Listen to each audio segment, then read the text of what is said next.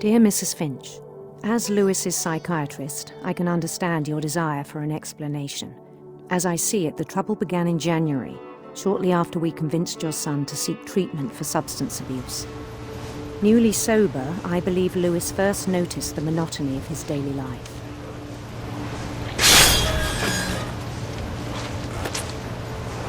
He kept working at the cannery, but he withdrew part of himself. In our sessions, I saw the same behavior. His mind began to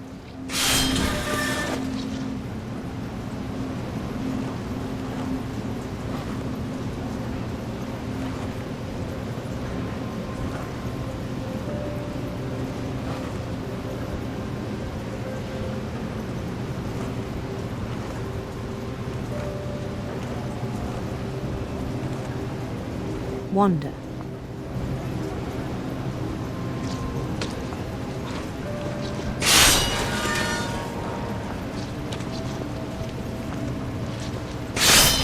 I asked him to describe it. He said he started small, imagining a labyrinth.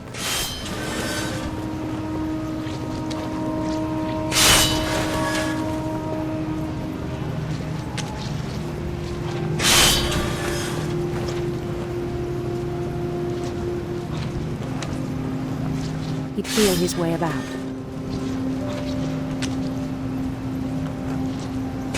Then something moved. Bats. And toads. And things that have not names. He knew it was all in his head.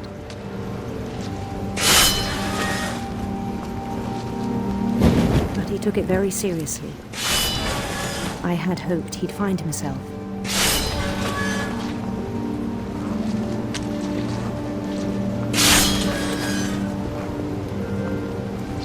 But he found something more.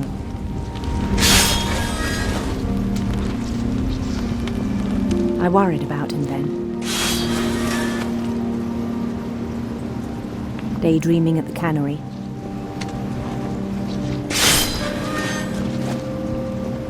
I spoke with his boss. But he said Lewis had become a model employee. Methodical, tireless, focused. Like a whole new Lewis. So I let him go on.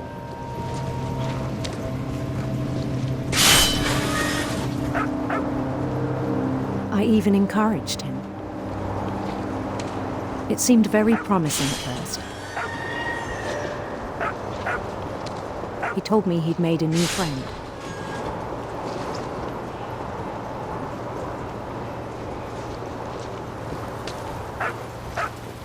On the edge of a city he named Lewis-topia. He built the city up slowly, brick by brick. Then he made musicians.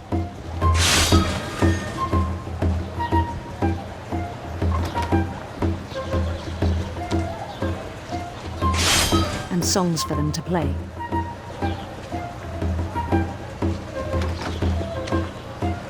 He talked about starting a band. And he was always humming something.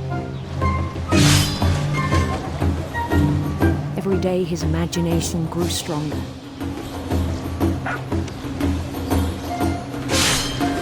He no longer spoke at the cannery. But his chopping was as reliable as ever. Then one day it struck him that all the cheering crowds, even the stones under his feet, were all in his imagination, so he could do whatever he wished.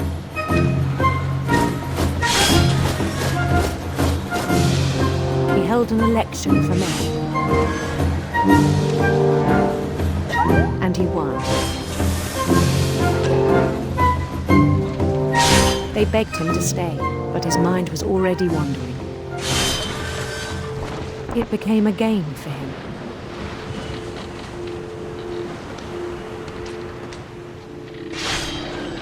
He'd conquer a city, then immediately push on. New Louisville.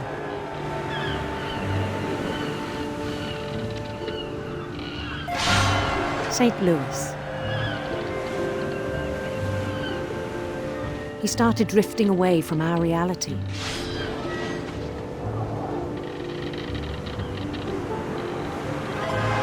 Minneapolis, until one day he forgot to go home from the cannery.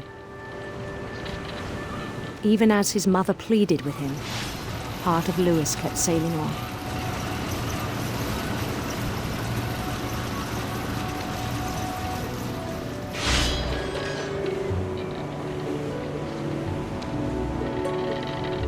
In Louisburg, he heard rumors of a handsome queen.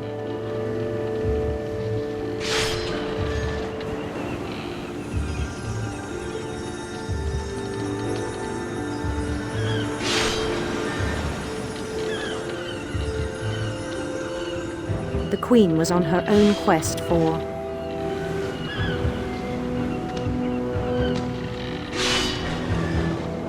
sinister serpents.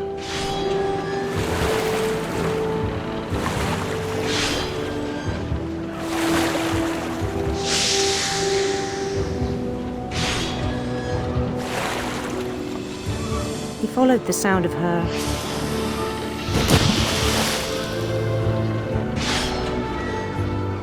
silver harp.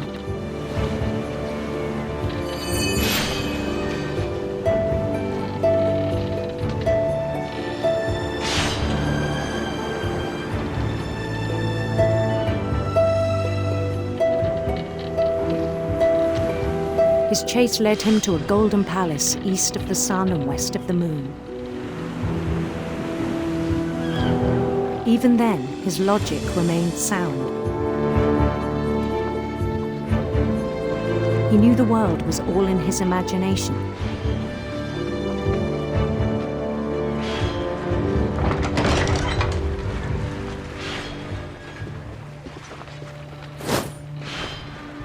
But he was so proud of having created it. In his own eyes, he'd become something greater than a king.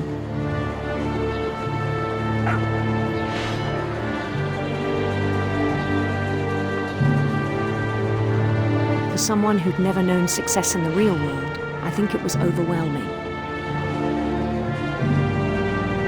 And then it struck him that the real Louis was not the one chopping salmon, but the one climbing the steps of a golden palace.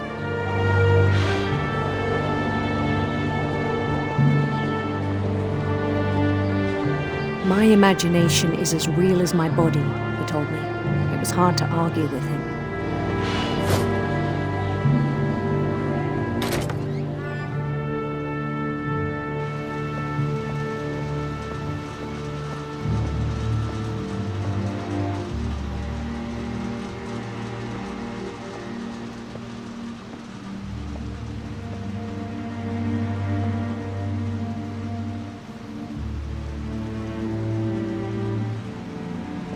Began to forget the world we know.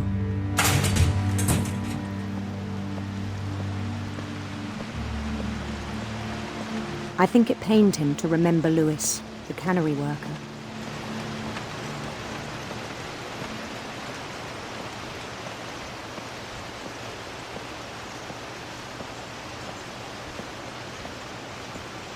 He began to despise the man with a royal contempt.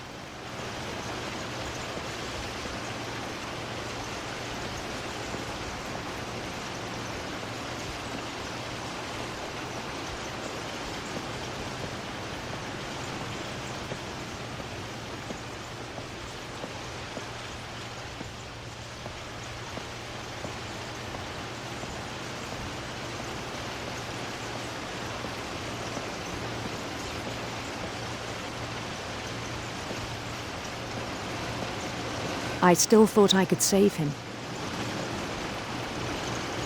Even after he said he was being crowned king over all the lands of wonder.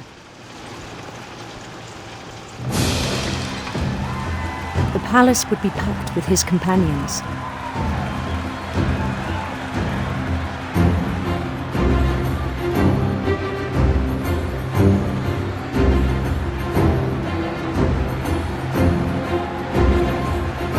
Including the wise Calico who had insisted on inviting him.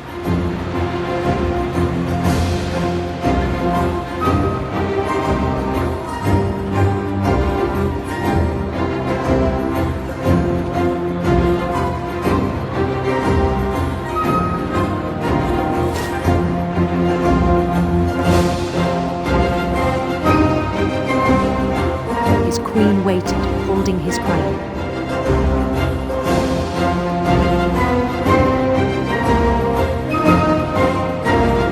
There was only one thing left to do.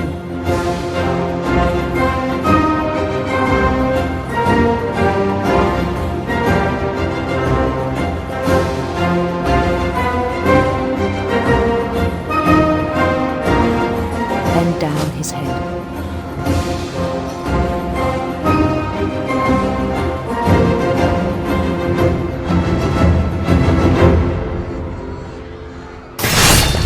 The rest I think you know. Mrs. Finch, your son was a kind man who will be missed by all of us who knew him.